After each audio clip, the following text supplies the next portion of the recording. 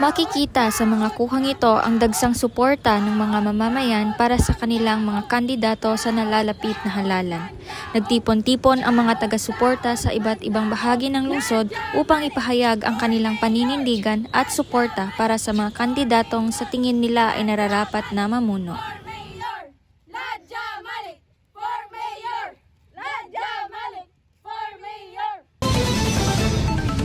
Napanood po natin ang mainit na pagtatalo tungkol sa peace and order situation ng ating lungsod.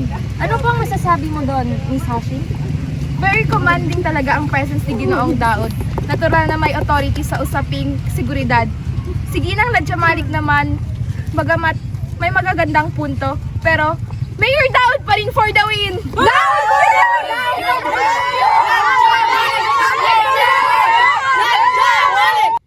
Kasalukuyang patuloy pa rin ang kilos protesta at kampanya sa ilang lugar habang nakaantabay ang mga awtoridad upang matiyak ang kaayusan at kaligtasan ng mga lumalahok.